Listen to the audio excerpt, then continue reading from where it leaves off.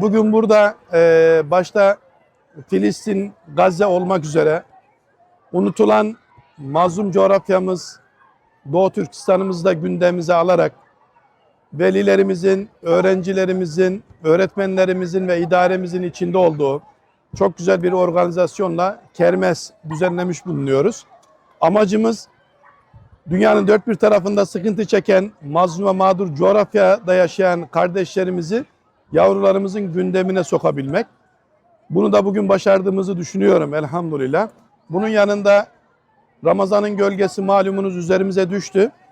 Ramazan'la ilgili çocuklarımızda bir farkındalık oluşsun diye de Ramazan şenliğini düzenlemiş bulunuyoruz. Şu an gördüğünüz gibi sahanın her tarafında çocuklarımız cıvıl cıvıl Ramazan öncesi eğleniyorlar ve bir Ramazan bilinci oluştuğu kanaatindeyiz. Bu anlamda emek veren başta idaremiz olmak üzere bize destek veren İlçe Milli Eğitim Müdürlüğümüz, İl Milli Eğitim Müdürlüğümüze, bakanlığımıza hasreten teşekkür ediyorum. Ayrıca şunu da ifade etmek isterim.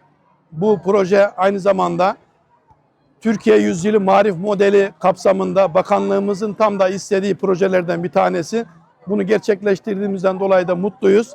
Saygılar sunuyorum. Emek veren herkese teşekkür ediyorum. Ramazan'ın çocuklarımızın coşkuyla karşılaması, bu mübarek ayın hakikaten farkına varması, bunu yaşaması bize mutluluk veriyor.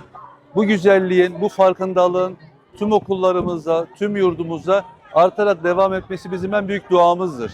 Mübarek ay öncesinde çocuklarımız bu bilinçle hareket edip kendi akranlarına, kendi arkadaşlarına, özellikle Doğu Türkistan'da, Gazze'de, Filistin'de, Suriye'deki çocuklara yardım bilincini geliştirmesi, bu manada seferberlik ilan etmesi, bu işin içerisine ailelerine katması, hep birlikte beraberce onlara acaba bir faydamız dokunabilir mi diye düşünerek hareket etmesi kadar anlamlı. Bu organizasyonda emeği geçen en başta çocuklarımıza, ailelerimize, bu organizasyonu yapan okul idaremize, katılımı gösteren tüm öğretmenlerimize teşekkürlerimizi sunuyoruz. Ramazan ayı içerisinde en büyük duamız, en büyük dileğimiz, yıllardan beri bu ezayı, bu zulmü yaşayan, çeken, Filistin'deki, Gazze'deki, Doğu Türkistan'daki, Arakan'daki Müslüman yavrularımıza, din kardeşlerimize en hızlı şekilde elimizden geldiğince yardımları ulaştırabilmek ve inşallah en kısa zamanda Ramazan sonunda o güzel bayramımıza ve sonrasında onların huzura kavuşmasını dilemektir. Rabbim emeğe geçen herkesten razı olsun. En kısa zamanda da onların da refaha ve huzura kavuşması dileğiyle hepinize saygılarımı sunuyorum. Yenişehir Anadolu İmam Hatip Lisesi Müdür Yardımcısı Haşim Çeken, aynı zamanda Ensar Vakfı Mersin İl Başkanı. Etkinliğimiz son derece önemli ve bir o kadar da değerli bir etkinlik.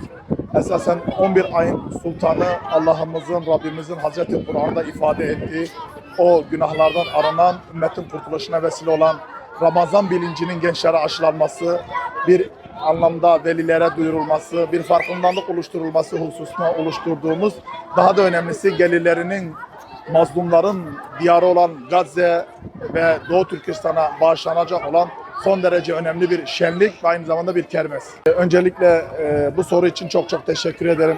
İnanılmaz derecede bir yoğun faaliyet içindeyiz. Velilerimiz, öğrencilerimiz, öğretmenlerimiz, idaremiz inanılmaz derecede bir katılım sağladılar. Burada da sizin aracılığında onlara teşekkür ediyorum. Allah razı olsun diyorum. Esasen bu etkinlik çocuklarımızın birlik, beraberlik, dayanışma içinde hareket etmelerini, bir anlamda kardeşlik duygularının pekişmesi, Ramazan'ın ne kadar güzel ve müreffeh bir ay olduğunu ifade etmek anlamda çok önemli ve değerli bir etkinlik oldu. Aynı zamanda Müslüman kardeşine yardım etmenin esasen imani bir mesele olduğunu, bütün Müslümanların kardeş olduğunu, başka coğrafyalarda acı, ızdırap yaşayan bir Müslüman varken burada rahat uyumamamız gerektiğini, bu farklılığından da oluşturma hedefimiz vardı. Elhamdülillah bu hedefe de ulaştık. İsmim Emir, soyadım Ekinci. Ben çok eğlendim. Hem bilerek tüm paramı harcadım. Çünkü bu paranın ihtiyaç sahiplerine gittiği için çok mutluyum. O yüzden de hiç harcamadım paraya. Aynı zamanda eğleniyorum burada. Yani eğlenme yerleri falan da var. Eğleniyoruz burada.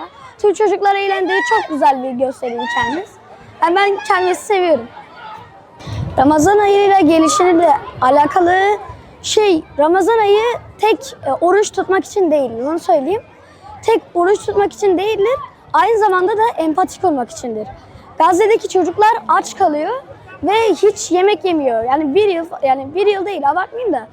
Bir hafta susuz kalıyorlar, yemek yemiyorlar. Eklerine ekmek geçince hemen bitiyorlar. Biz halimize şükretmiyoruz. Allah bizi affetsin.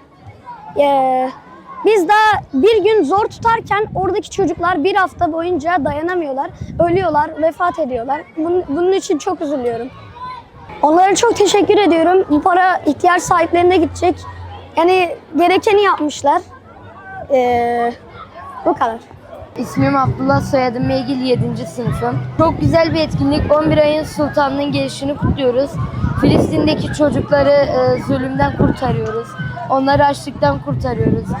İhtiyacı olan insanlara yani para bağışı yapıyoruz. Bence çok güzel bir etkinlik. Her zaman böyle kutlamak, kermes güzel oluyor yani. Oruç da onları hatırlamamızı sağlıyor. Nasıl durumda olduklarımızı hatırlamamızı sağlıyor yani. Benim adım Muhammed Emin, soyadım Asar. 5İ'deyim. Bence çok güzeldi. Hep ucuza bir şeyler aldık. Arkadaşlarımla oynadık, eğlendik. İşte bundan sonra bu paralar diğer ülkelere gidecek, ihtiyaç sahiplerine gidecek. Yani mutluyum ben. Bence çok güzeldi. Hem bize de yarar oldu. Biz bir şeyler yedik, bir şey içtik. Ya güzeldi. Ben Mehmet Emin Göktuman. Bugünkü etkinlik aslında Ramazan şenliği, evet. Ve hem Ramazan yaklaşmasıyla birlikte bir kermes düzenlendi. Bu kermes aslında Gazze'li kardeşlerimize başlanacak.